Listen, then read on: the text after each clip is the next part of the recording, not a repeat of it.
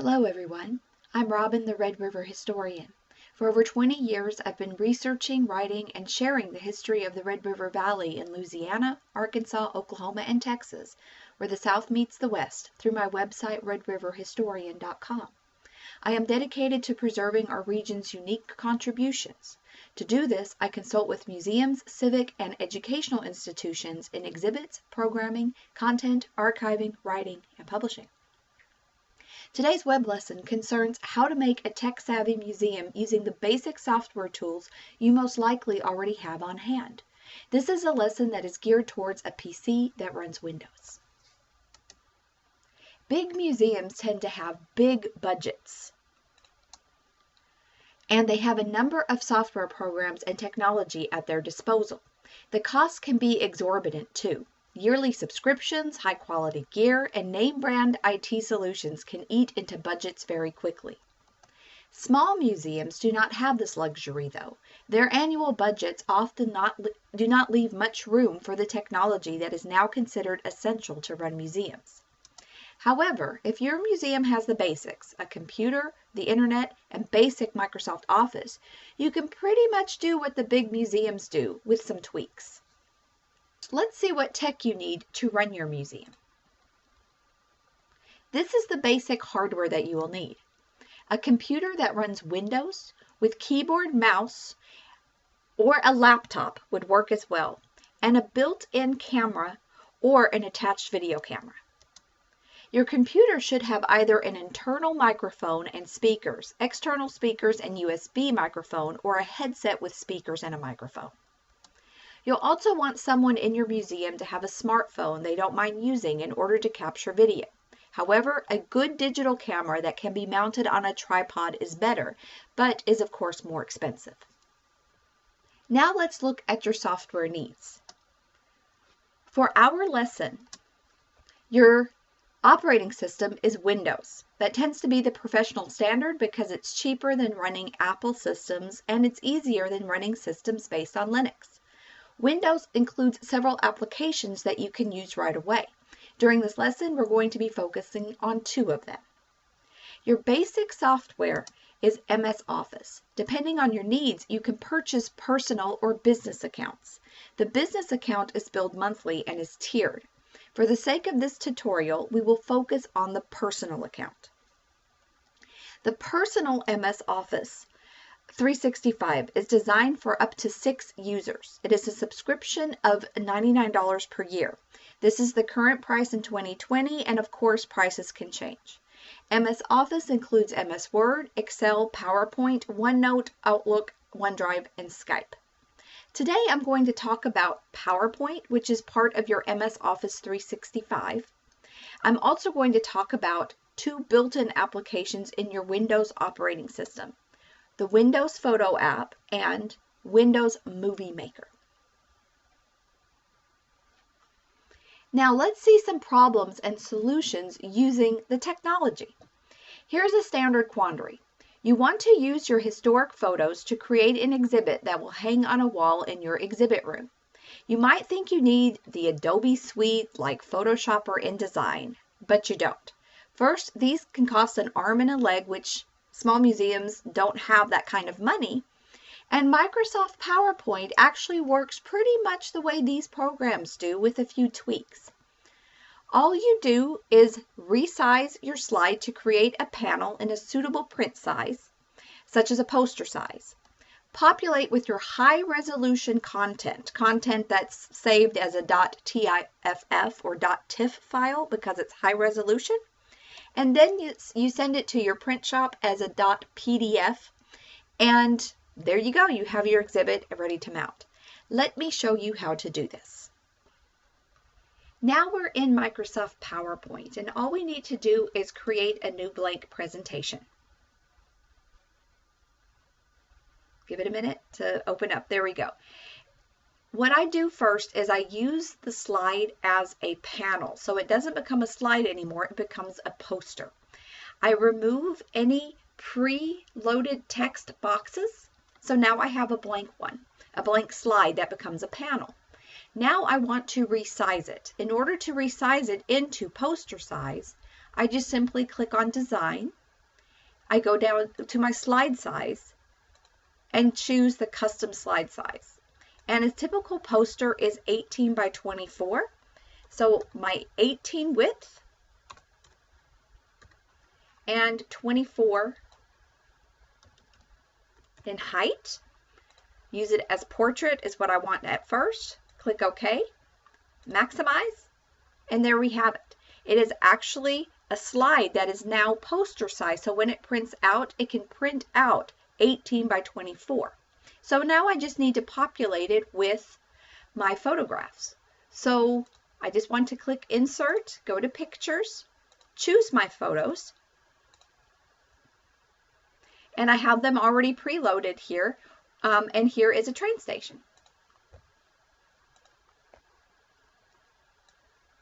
So I'm just going to resize it to fit my poster.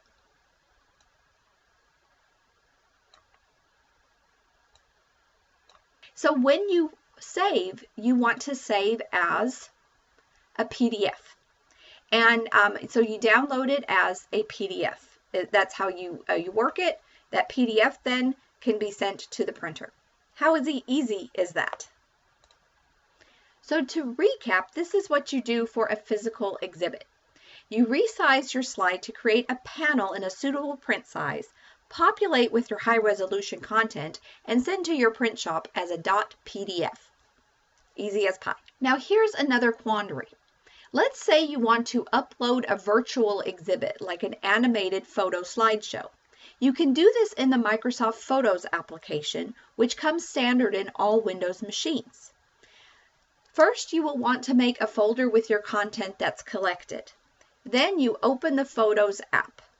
Then you select the video editor and create your project. Last, you export as a high-definition video and share your exhibit on Facebook or on YouTube. Let me show you how to do this. So now we're in the Photos app, and we want to start with the video editor. So we go up to the video editor, and we want to now create a new project. So we just click on the box, and we want to name it what our tour will be about, and our tour will be about Bailey's Dam. So now we're adding our photographs that we're going to put into a slideshow, and I have my photos all ready.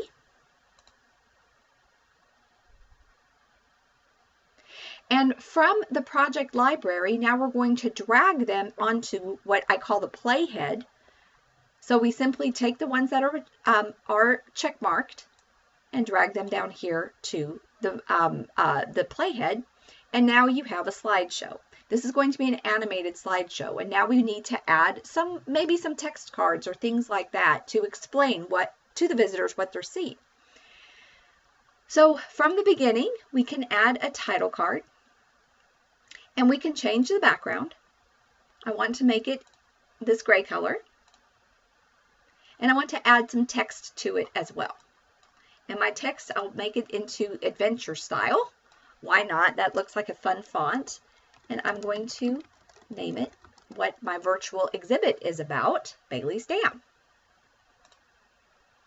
So at the end, I also want a card in order to let visitors know that the virtual exhibit is over.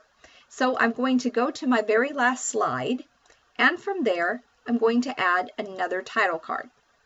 Now, if you can see that the title card was added as almost like the third slide, so you can just move it down to the end. Now I'm going to add my text, and I'm going to put in my text in Alexandria. There, it's done. So now I'm going to go back to the very beginning like this, and you can see that it's now 15 seconds long. But I want to add some music, something that will make it more interesting for visitors to look at. So I'm go up here to my background music, and I'm going to choose Blossoming. Click Done. And now I'm going to play it and see how it works.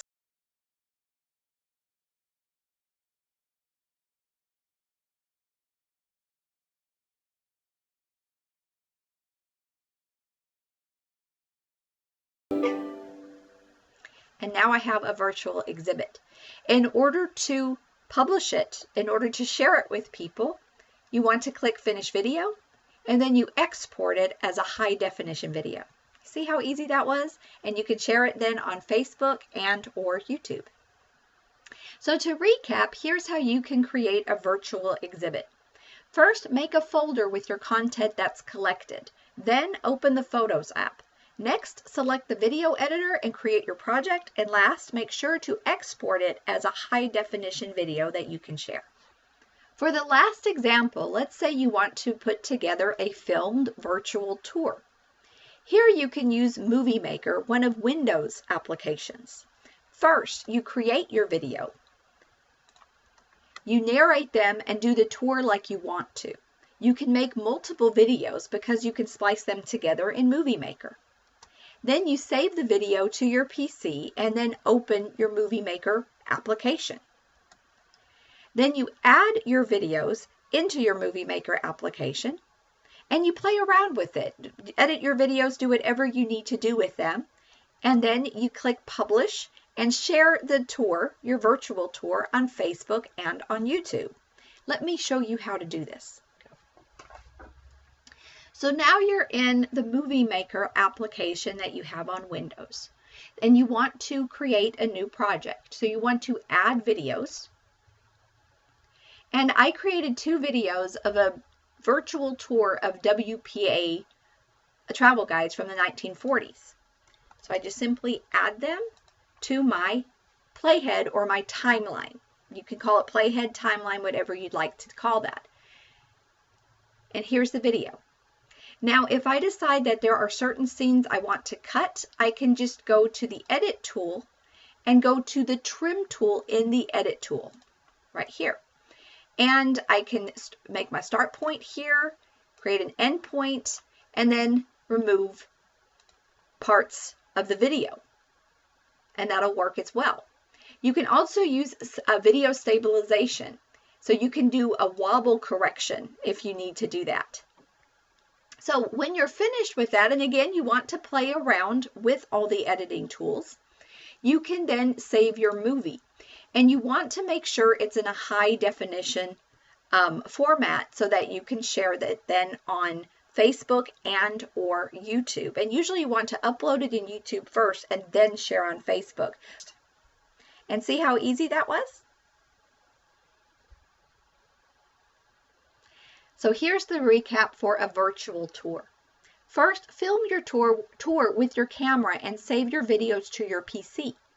Then open Movie Maker and upload your videos. It's best to do them in order just to make it easier for you in editing. Play around with the editing. Don't be worried and don't be shy about playing around. There are a number of YouTube tutorials that can help you make the most of Movie Maker. Last, you publish your video and you share it. It's best to do it first in YouTube and then share it on Facebook because YouTube does have the ability to do closed captioning. Lastly, a few words of encouragement. Technology is wonderful because it is very forgiving. Just make sure to save your initial files, then play around in your applications. If you like the product, save your project under a different file name. If you don't like your project, you can just restart it. Also, the friendliest people in the world are millennials. They upload all sorts of tutorials on YouTube to help guide you through the applications that I showed you here today. Simply type your full question in your internet search bar, and I guarantee you'll find a helpful answer. See how easy and cost-effective these solutions are? There are so many creative ways to showcase your museum. Thank you for watching this short web lesson. This web lesson serves as a glimpse of what you can do with the right tools or what I can expand upon if you decide to hire the Red River Historian for this kind of work. I can assist you in building programs, exhibits, and publishing projects for your institution very economically and very knowledgeably, as I have a firm foundation in our regional history. Visit my website to learn more of what I can provide for you at www.redriverhistorian.com. If you'd like to learn more and talk with me, please email me. I'm at robin@redriverhistorian.com. See you at the next web lesson.